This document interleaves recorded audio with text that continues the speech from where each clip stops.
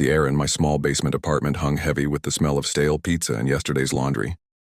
I was 20, and my biggest worry was what rank I'd hit in the next season of my favorite video game.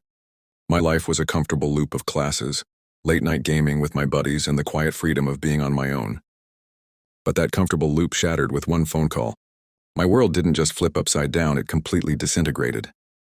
In an instant, the boy I was with all his simple, self-centered dreams vanished. He was replaced by a hollow shell of a man staring at a future he was not remotely prepared for. Navigating the first few months was like being tossed into a newborn-filled tsunami. The chaos was immediate and relentless. My first attempt at changing a diaper ended with a humbling mess that required a full wardrobe change for both me and the baby, and the sleepless nights were a mind-numbing marathon I was losing badly.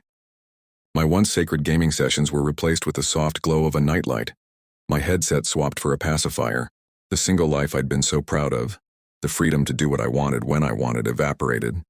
But in the midst of the chaos, there were moments of pure, unfiltered joy. The hardest battles, however, weren't fought with diapers or bottles. They were the silent ones waged inside my own head. I felt like an outsider in my own life. Friends would ask me to go out, and I'd have to turn them down. A hollow "can't gotta get home" on my tongue as I saw the unspoken judgment in their eyes. The whispers from strangers in the grocery store, "He looked so young to be a dad," and felt like daggers. I struggled to find time for myself, to just breathe. My identity was completely tied to this tiny human, and I started to lose sight of who I was. I'd always thought manhood was about being tough and independent, but this experience taught me it was about something else entirely: vulnerability and the courage to show up even when you're terrified. But I wasn't in this alone. An unexpected support system started to form around me. My parents, who had initially reacted with shock and disappointment, became my biggest cheerleaders. My dad, a man of few words, would simply show up with a thermos of coffee on a particularly rough night. I found an online group for young dads, a community that understood my struggles in a way my friends couldn't. We shared stories of diaper fails and sleepless nights, and in their camaraderie I found a sense of belonging I hadn't known I was missing.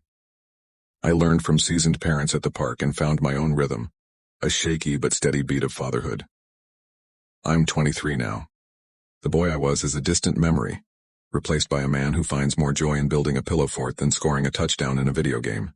Raising my son hasn't just been about teaching him, it's been about learning. I've learned that true strength isn't about hiding your fears but facing them. My greatest achievement isn't some high score or a diploma, it's the unbreakable bond I share with my son.